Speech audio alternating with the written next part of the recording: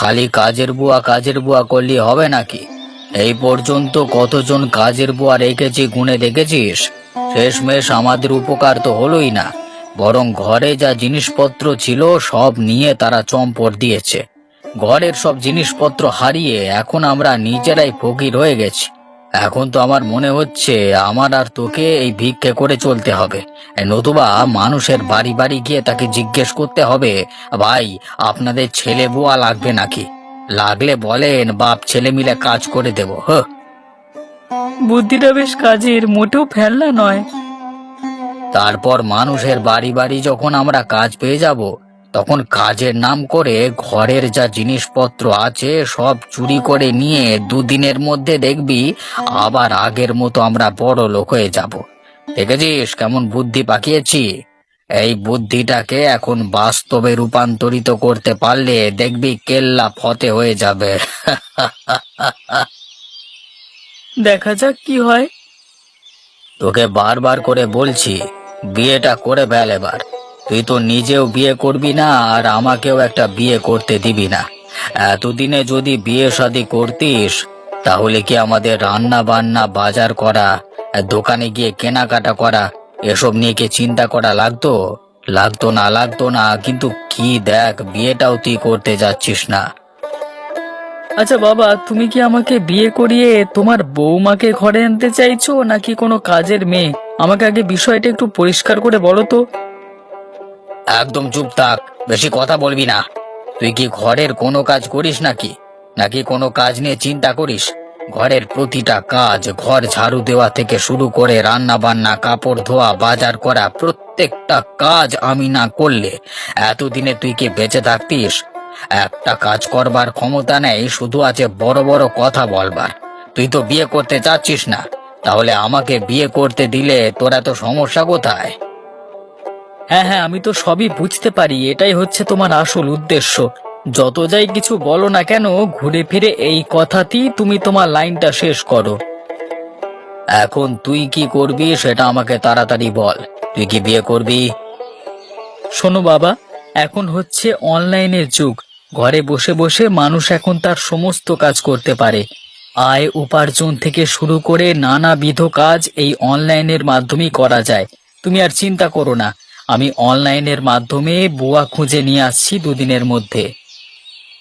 তোর এসব অনলাইন টনলাইন দিয়ে কি হবে সেটা আমি জানি না, তবে আমি তোকে বলে দিচ্ছি, দুদিনের মধ্যে যদি কোনো কাজের বুয়ার ব্যবস্থা করতে না পারিস, তাহলে আমি কিন্তু তোর নতুন মাকে নিয়ে আসবো। তখন কিন্তু কোনো নাটক করতে পারবি না তুই। আমার জীবনটা একদম অতিষ্ঠ হয়ে গেছে এসব কাজ করতে করতে। জীবনের আনন্দ উল্লাস বলতে আমার কিছু অবশিষ্ট নেই। এভাবে কি আমি বেঁচে থাকতে পারবো নাকি? বাকি জীবনটা তুমি অবশ্যই আনন্দ উল্লাস করে কাটাতে পারবে বাবা। শুধু দুটো দিন কষ্ট করে একটু অপেক্ষা করো। আশা করি তোমার সব দুঃখের এবার অবসান হবে। দেখা যাক তুই কি করতে পারিস। আচ্ছা, দেখে নিও।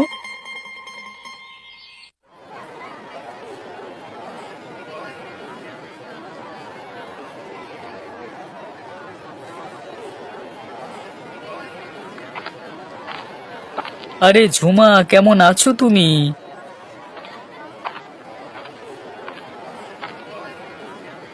আমি কেমন আছি না আছি সেটা জেনে আপনার দরকারটা কি?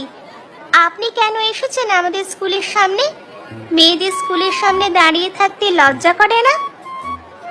লজ্জা করবে কেন? আমার পরিচিত লোকজন যদি এই স্কুলে পড়ে, তাহলে এই স্কুলের সামনে দাঁড়িয়ে থাকতে লজ্জা লাগার তো কিছু নেই। আর এই লাল গোলাপটা আমি তোমার জন্য এনেছি, এই নাও ধরো। আপনার সাহস তো দেখছি কম নয়। আপনি আমাকে লাল গোলাপ দিচ্ছেন কেন? একজন পরিচিত মানুষ আর একজন পরিচিত মানুষকে উপহার দিতেই পারে, আর সেটা যদি হয় কোনো ফুল, তাতে তো অবাক হওয়ার মতো কিছু নেই, তাই না? ফুল যে কোনো মানুষকেই দেওয়া যায়। দেখেছো গোলাপ ফুলটা দেখতে কত সুন্দর, আর এর ঘ্রাণটা কত চমৎকার। হ্যাঁ দেখেছি, খুব চমৎকার ঘ্রাণ, আর দেখতেও খুবই সুন্দর।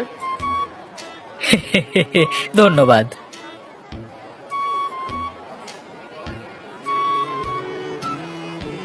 আরে আরে এটা তুমি কি করছো? এত সুন্দর একটা গোলাপ ফুলকে এভাবে মাটিতে ছুঁড়ে ফেলতে পারলে তুমি? এতটা নির্দয় তুমি হতে পারলে? আমি আরো অনেক বেশি নির্দয় হতে পারি।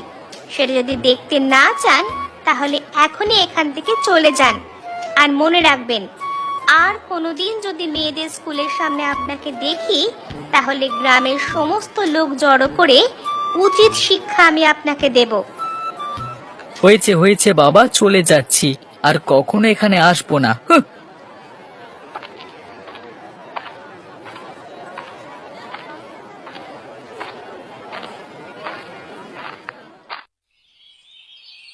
কে বলেছিল তোকে মেয়েদের স্কুলের সামনে দাঁড়িয়ে থাকতে?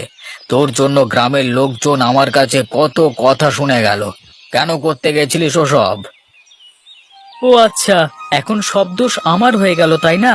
তুমি যে প্রতিদিন বৌমা বৌমা করতে করতে আমার মাথা খারাপ করে ফেলো, সেটা কি ভুলে গেছো নাকি? তোমার জন্যই তো বউ খুঁজতে মেয়েদের স্কুলের সামনে গিয়ে দাঁড়িয়েছিলাম। আর এখন সব দোষ নাকি নন্দ ঘোষের? হ্যাঁ, সাধী কি আর বলে দুই পায়া প্রাণীকুলের কখনো উপকার করতে নেই? তুই যে এই কাজটা করতে যাবি তা আমাকে একবারও বলতে পারতিস না? তাহলে তোকে তো আরো ভালো ভালো বুদ্ধি দিয়ে আমি সাহায্য করতে পারতাম। রাখো রাখো, হয়েছে। তুমি আর কি বুদ্ধি দেবে? কোনো বুদ্ধি তুমি আমাকে দিতে পারতে না, শুধু কানের সামনে এসে ঘ্যানর ঘ্যানর করতে পারতে। এখন যা হয়েছে সেটা হয়ে গেছে, সামনে কি করবে সেটা নিয়ে ভাবো। এভাবে আর কতদিন খেয়ে না খেয়ে দিন কাটাবে? একদিন রান্না করে 3 দিন খাচ্ছি, এভাবে পচা বাসি খাবার খেতে খেতে পেটের তো ব্যায়ামও শুরু হয়ে গেছে। শোন, আমরা একটা কাজ করি। এভাবে মেয়ে খুঁজলে হবে না। আমরা বরং নিজেরাই একটা ঘটকের লাইন ঘাট করে ফেলি, কি বলিস? সেটা আবার কিভাবে? আমরা বাজারের মধ্যে একটা দোকান দেব। এই ঝন্টু ঘটক মানে আমার নামে দোকানের নাম দেব। এরপরে আমাদের আর মেয়ে খুঁজতে হবে না। সেখানেই বিভিন্ন লোকজন তাদের প্রাপ্তবয়স্ক ছেলে মেয়ের ছবি আমাদের কাছে দিয়ে যাবে রাখতে। আর আমরা সম্বন্ধ করে বিয়ে করে দিতে পারি তাদের। তার সাথে সাথে আমাদের একটা আয়ের ব্যবস্থাও হয়ে যাবে। আমি আর তুই যেভাবে বসে বসে খাওয়া শুরু করে দিয়েছি আর জমি বিক্রি করতে শুরু করেছি, 2 দিন পরে বাপ বেটা মিলে ভিক্ষে করি খেতে হবে। তাই এখন থেকে বিকল্প একটা আয়ের ব্যবস্থা করে রাখা যাক। সেটা না হয় বুঝলাম, কিন্তু শুরুটা করবে কিভাবে? আসলে আমাদের তো এ ব্যাপারে কোনো অভিজ্ঞতা নেই। একটা কাজে নামবার আগে তার সম্পর্কে ন্যূনতম জ্ঞান নিয়ে মাঠে নামতে হয়, তা না হলে বিপদে পড়ে যাব। তা আমরা যে ঘটকালি করতে যাচ্ছি, এ বিষয়ে কি কোনো বইপত্র আছে নাকি? থেকে থাকলে নিয়ে আয়, আমরা কিছু পড়াশোনা করি। আচ্ছা, দেখি পাই কিনা। তাহলে এখন বড় বাজারের দিকে চল। একটা ভালো জায়গা দেখে দোকানটা নিতে হবে, যাতে পথে আসা যাওয়ার সময় পথচারীদের চোখে পড়ে। চলো চলো, তাই চলো।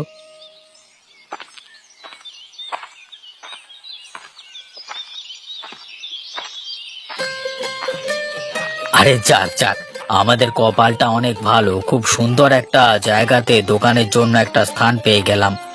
ওখান দিয়েই প্রতিদিন অনেক লোকেরাই তো আনাগোনা করে থাকে। আশা করি আমাদের ঘটকের ব্যবসাটা দারুণ জমে যাবে, কি বলিস? একদম ঠিক বলেছো বাবা। আরো আগে যদি এই ব্যবসাটা শুরু করতে পারতাম তাহলে এতদিনে আরো এগিয়ে যেতাম, তাই না? হ্যাঁ, তা অবশ্য যেতাম। তবে দেরিতে হলেও যে করতে পেরেছি, এটাই বা কম কিসের? আরে বাবা, সামনে যে ওই মহিলাটা হেঁটে যাচ্ছে, তার হাতের ব্যাগের ভেতরে একটা বই দেখা যাচ্ছে না? আমি তো খুব স্পষ্টভাবে দেখতে পাচ্ছি